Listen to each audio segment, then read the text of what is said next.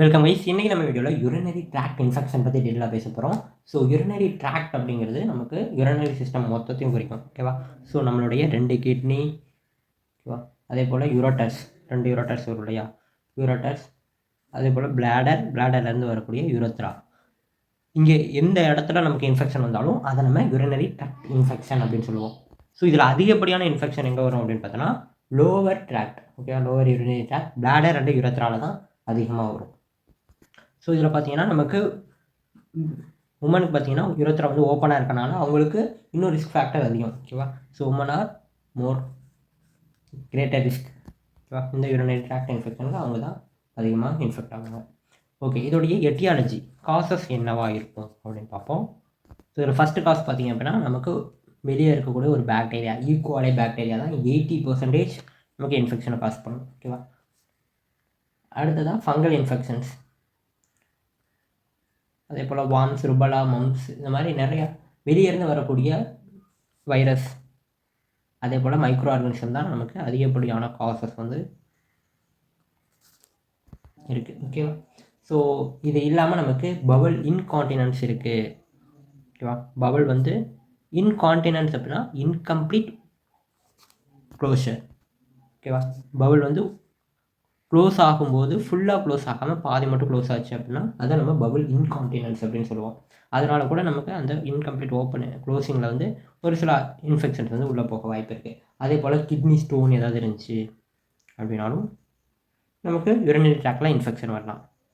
அந்த ஸ்டோனில் ஏதாவது ஆர்கானிசம் வளர்ந்து இந்த மாதிரி இன்ஃபெக்ஷன் காஸ் பண்ணலாம். ஸோ இது இல்லாமல் பார்த்திங்கன்னா இன்னும் ஒரு சில ஆர்கானிசம், பின் வார்ம்ஸ், ட்ரிப்டோகாக்கஸ், ஸ்டெஃபிலோகாக்கஸ், இந்த மாதிரியான பாக்டீரியாலாம் கூட யூரினரி ட்ராக்ட் இன்ஃபெக்ஷனை காஸ் பண்ணுறாங்க.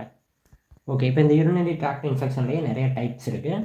ஸோ யூரினரி ட்ராக்ட் இன்ஃபெக்ஷனில் பார்த்தீங்க அப்படின்னா ஃபஸ்ட்டு அன்காம்ப்ளிகேட்டட் யூரினரி ட்ராக்ட் இன்ஃபெக்ஷன் நமக்கு ரீனல் அல்லது நியூராலஜிக்கலாக எந்த ஒரு டிசீஸையும் காஸ் பண்ணலை. ஓகேவா? ஒன்லி அது ஒரு யூரினரி ட்ராக்ட் இன்ஃபெக்ஷனாக மட்டும்தான் இருக்குது அப்படின்னா அது வந்து அன்காம்ப்ளிகேட்டட். இது ஒன்லி வந்து யூரினரி ட்ராக்ட். காம்ப்ளிகேட்டட் ஒருவேளை அது நியூராலஜிக்கல் ஏதாவது ஒரு டிசீஸையோ அல்லது கிட்னியில் ஏதாவது ஒரு ப்ராப்ளத்தையோ கொண்டு வந்துச்சு அப்படின்னா இது காம்ப்ளிகேட்டடான யூரினரி ட்ராக்ட் இன்ஃபெக்ஷன். நோவ்லையோ அல்லது கிட்னிலையோ, கிட்னியோட ஸ்ட்ரக்சர், ஓகேவா, நமக்கு ரீனலோட ஸ்ட்ரக்சரில் ஏதாவது ஒரு மாற்றத்தை கொண்டு வந்துச்சுன்னா அது காம்ப்ளிகேட்டட். அடுத்தது ரெக்கரண்ட். ஸோ ரெக்கரண்ட் அப்படின்னா மறுபடியும் அந்த இன்ஃபெக்ஷன் வந்துகிட்டே இருக்கும், மீண்டும். ஓகேவா? ஒன்ஸ் வரும், அடுத்து க்யூர் பண்ணும், அடுத்து மறுபடியும் வரும். ஓகேவா? ஸோ இந்த மாதிரி இருந்துச்சு அப்படின்னா அது ரெக்கரண்ட் அப்படின்னு சொல்லலாம். ஸோ கிட்டத்தட்ட ஒரு வருஷத்துக்குள்ளே 12 மந்த்துக்குள்ளே 3 டைம்ஸ் சிம்டம்ஸ் வந்து போகும். ஸோ இந்த மாதிரி வந்து போகுது அப்படின்னா அது வந்து ரெக்கரண்ட் யூரினரி ட்ராக்ட் இன்ஃபெக்ஷன் அப்படின்னு சொல்லுவோம். அடுத்ததான் ரீஇன்ஃபெக்ஷன் அப்படிங்கிறது ரெக்கரண்ட்டில் பார்த்தீங்கன்னா ஒரே இன்ஃபெக்ஷன் மறுபடியும் வந்துச்சு. ரீஇன்ஃபெக்ஷனில் பார்த்தீங்கன்னா ஃபஸ்ட் டைம் ஒரு இன்ஃபெக்ஷன் வரும், அடுத்த டைம் வேறு ஒரு பேத்தோஜன் மூலமாக வேறு ஒரு இன்ஃபெக்ஷன் வந்துச்சு அப்படின்னா அது reinfection urinary tract infection. Different பேத்தோஜனால் மறுபடியும் வேறு ஒரு இன்ஃபெக்ஷன் வருது. அடுத்ததாக ரிலாப்ஸ் அப்படிங்கிறது பார்த்திங்கன்னா நம்ம இப்போ ஒன்ஸ் தெரப்பி கொடுக்குறோம் ஒரு இன்ஃபெக்ஷனுக்கு அப்படின்னா 2 வீக்ஸ்க்கு அப்புறம் சேம் ஸ்பைசஸ் மறுபடியும் இன்ஃபெக்ஷன் காஸ் பண்ணிச்சு அப்படின்னா அதை வந்து நம்ம ரிலாப்ஸ் யூரினரி ட்ராக்ட் இன்ஃபெக்ஷன் அப்படின்னு சொல்லுவோம். 2 வீக்ஸில் மறுபடியும் சேம் அதே ஸ்பீஷஸ் மறுபடியும் இன்ஃபெக்ஷன் காஸ் பண்ணும். ரிலாப்ஸ் அப்படின்னா ரீபர்த் அப்படி, ஓகேவா, மறுபடியும் பிறந்து வரும். ஓகே, இதோடைய பேத்தாலஜி பார்த்தோம்னா ஃபஸ்ட்டு கிட்னிக்கு அந்த இன்ஃபெக்ஷன் வந்து உள்ளே போகுது. ஸோ அது வந்து அசசன் அப்படின்னு சொல்லலாம். கிட்னிக்குள்ளே அது ஏறுது அந்த இன்ஃபெக்ஷன். ஸோ உள்ளே போன உடனே அதில் அந்த பாக்டீரியா அல்லது வேறு ஏதாவது இன்ஃபெக்ஷன் இருந்துச்சு அப்படின்னா அதுலேருந்து வரக்கூடிய டாக்ஸின், ஓகேவா, அதே போல் ப்ரோட்டியேஸ், இந்த மாதிரி என்சைம்ஸ் எல்லாம் எபித்தீலியமாக டேமேஜ் பண்ணுது. ஓகேவா? கிட்னியில் இருக்கக்கூடிய எபித்தீலியல் லேயரை டேமேஜ் பண்ணுது. டேமேஜ் பண்ண உடனே பயோஃபிலிம் ஃபார்ம் ஆகுது.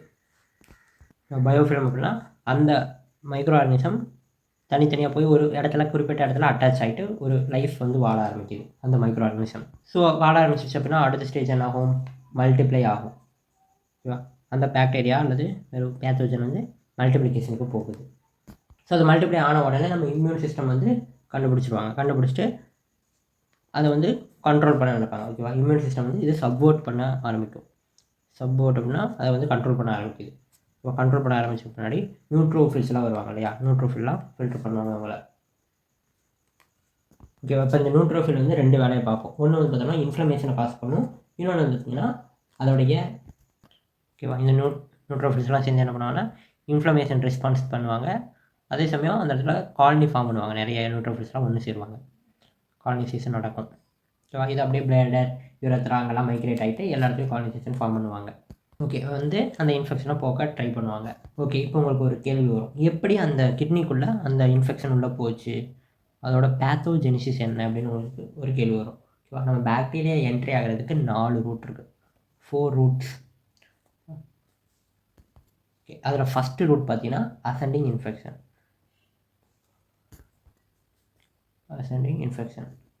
ஸோ இதுதான் ஒரு காமனான ரூட்.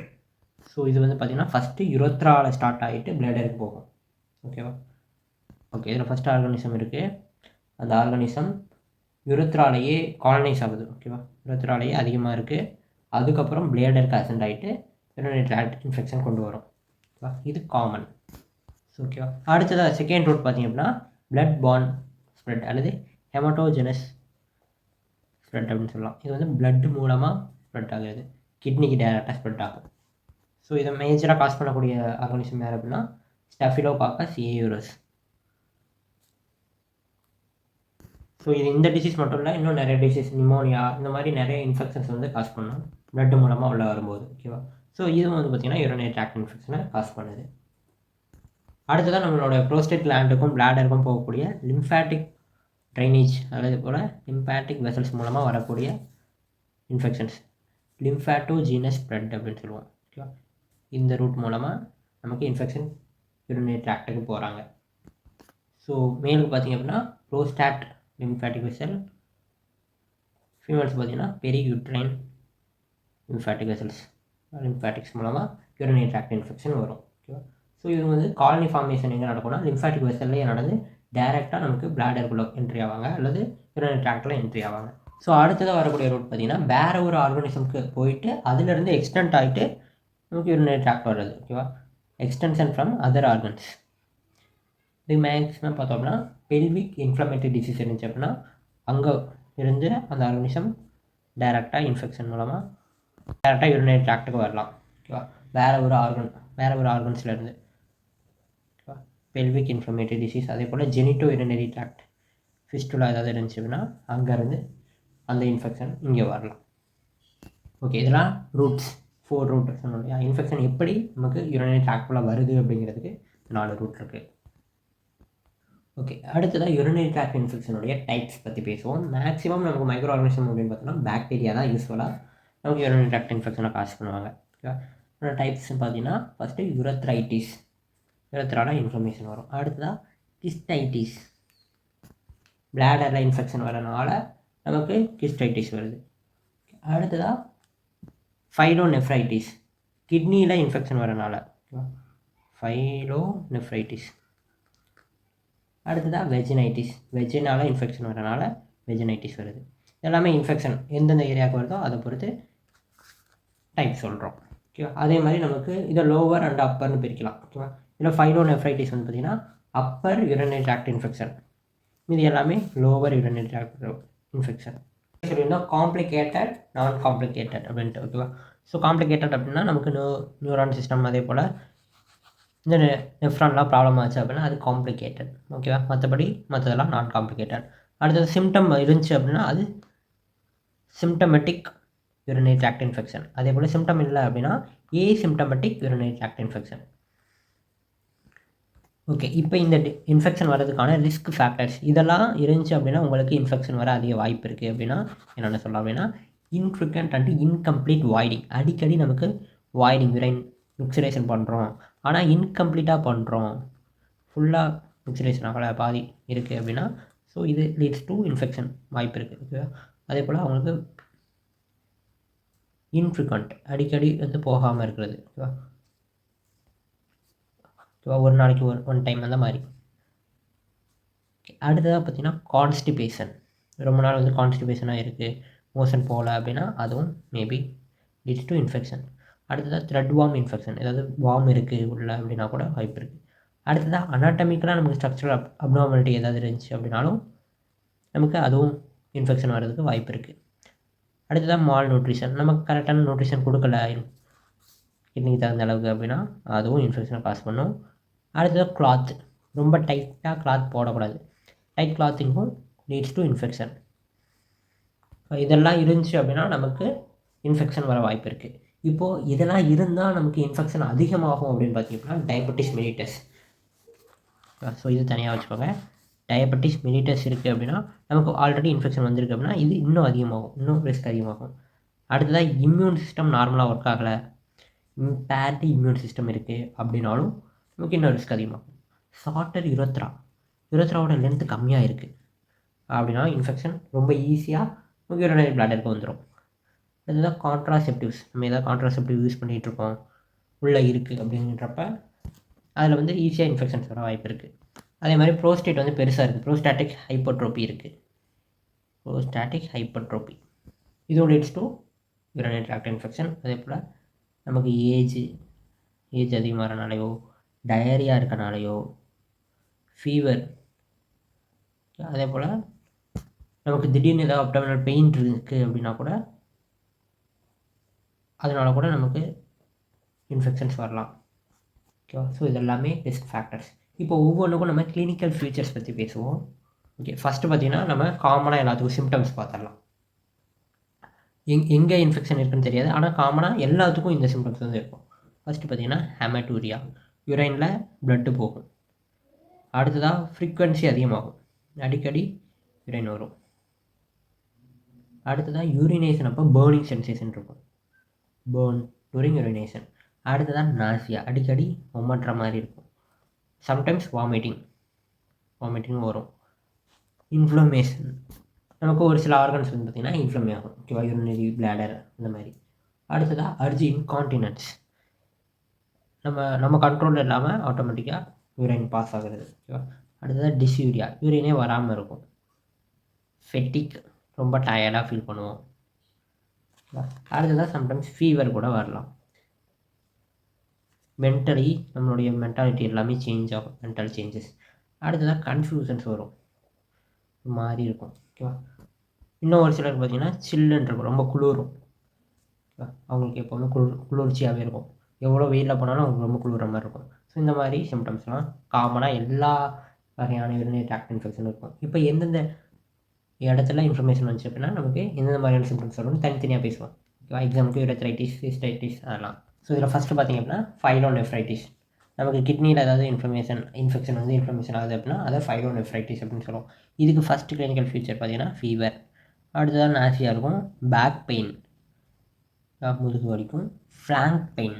இந்த ஃப்ளாங்க் பெயின் பார்த்திங்க அப்படின்னா ரிப்புக்கு கீழே, அதே போல் இதயமுக்கு மேலே நமக்கு ஒரு அப்நார்மலாக ஒரு பெயின் டிஸ்கம்ஃபர்ட் வந்துருக்கும். ஸோ அதை நம்ம ஃப்ளாங்க் பெயின் அப்படின்னு சொல்லுவோம். ஸோ அடுத்தா பார்த்திங்கன்னா டயரியா இருக்கும். உங்களுக்கு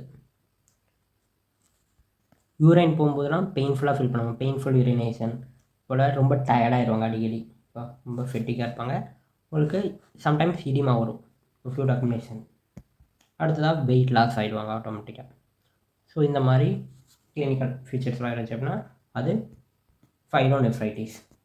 அடுத்ததாக கிஸ்டைட்டிஸ் அப்படின்னா பிளேடர் வந்து இன்ஃப்ளமேஷன் ஆகிறது தான் கிஸ்டைட்டிஸ். இது வந்து நமக்கு இன்ஃபெக்ஷன் பிளேடரில் இருக்கும், அதனால நமக்கு டிஸ்யூரியா, யூரைன் வந்து போகாது. போல் அர்ஜென்சி, நமக்கு ரொம்ப அர்ஜென்ட்டாக இருக்க மாதிரி இருக்கும், அடிக்கடி அவங்களுக்கு வந்து யூரைன் வர மாதிரி இருக்கும். ஓகேவா? ஸோ அதான் ஃப்ரீக்வன்சி. அதே போல் பியூபிஸ்க்கு மேலே பெயின் இருக்கும், சுப்ரா பியூபிக் பெயின்.